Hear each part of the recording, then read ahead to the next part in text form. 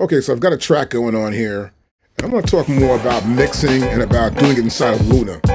So here I'm in Luna, got my track going on here, track I've played before. I want to explain to you, you have to really sit down and go over your mix. So for example here, we got our drum tracks here. Got my drum tracks lined up, they're going through a drum bus right on this side.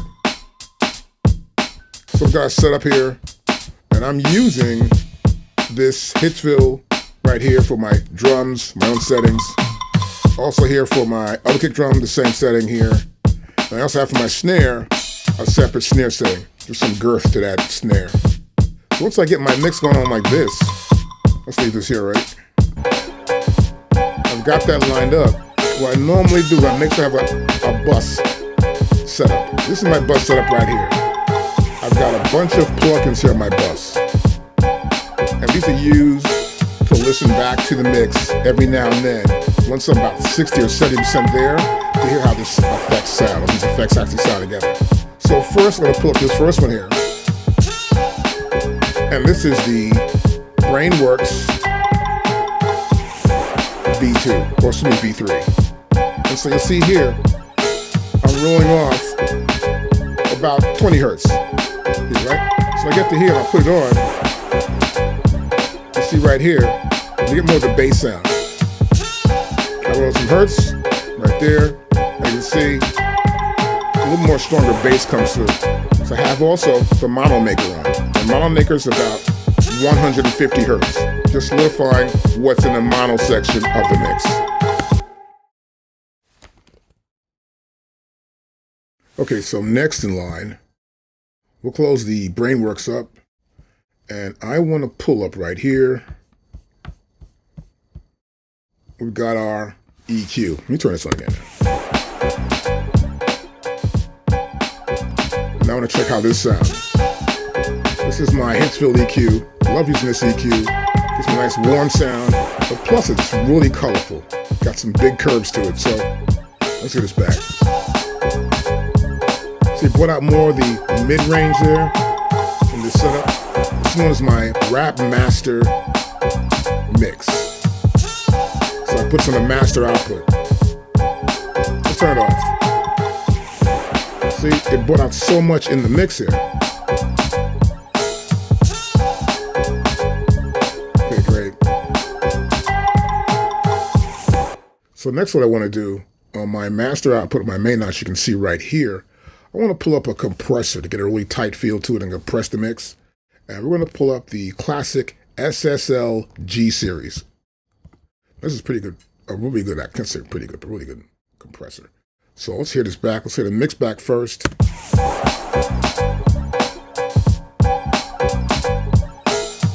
And now I'll turn the compressor on. See, it's compressed the highs and it's progressed the kick drum a lot more. Turn it off. Turn it back on. Now you get the feel for it. So what we're trying to do is make the mix more solid. Make sure it's thick right in the mix there, not so loose. Now once I turn this off and you look at your overall output here, we're about -3 dB right here on the main out. So I put it on. We haven't gone above it, but it's tightened it up. See, it's real stiff now. It's like going above those 2 dots right there. And right there it does. The last big hit.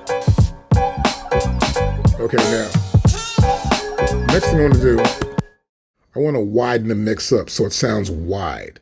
Sounds good here stiff. I want to make sure it's wide enough so I can hear it in a perspective that allows me to feel like it's big enough to be heard anywhere.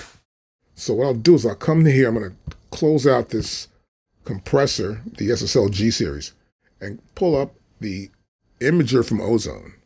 And I'll turn Ozone on. I'll turn the mix on first. And now I'm going to turn Ozone on.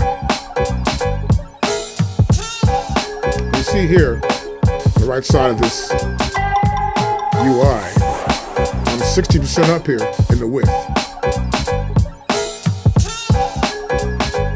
I can see it from here too if you want to.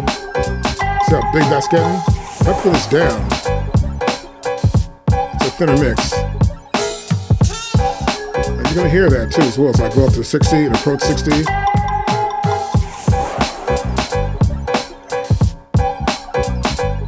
59. I go to here again. So it's spreading really nicely here.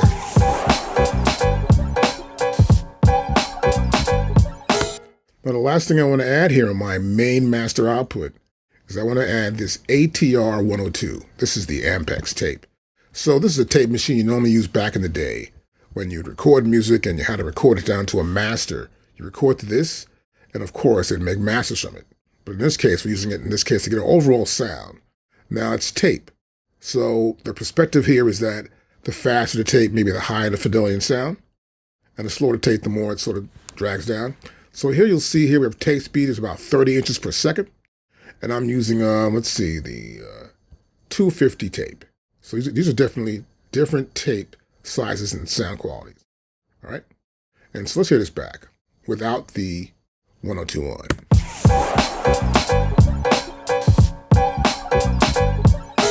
Now play it again, and with the on, right here.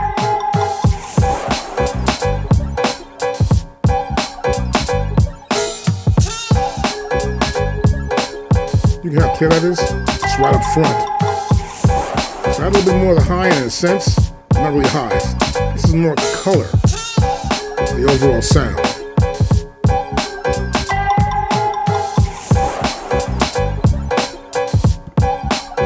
Now this will just be a test for me. This is just to how good my mix sounds. I won't play it at all. I'll turn everything off now and I go back to mixing before the artist comes in or whatever. Make sure the mix has that sound. So if I put the artist on, I know what my overall sound is. This is how it sounds without anything on it. I turn everything off. I turn my headsets up, but you can see here, I'm roughly about almost -9. I want to be right there. So as I add the rest of my EQs and my compression and my imager and also the ATR, they add more color and sound to it. I want to make sure I'm in a certain area, so when I do add that, I won't add too many dBs to the overall output. And that's how I pretty much do it. So when you actually are working with tracks, you want to make sure that you have a nice clean sound and that you're really cued in on every frequency. That means I also EQ all these drums. I EQ all the cymbals, the hi-hats, the bass, the little vocal here for a short echo. I got this little ghost computer sound. I got that piano sound. Make sure everything you're dealing with is in their own EQ range. So you get a perspective of the entire project. You can hear everything in a low speaker and hear everything coming out those speakers. No matter where they are, they're in the mix. It's important.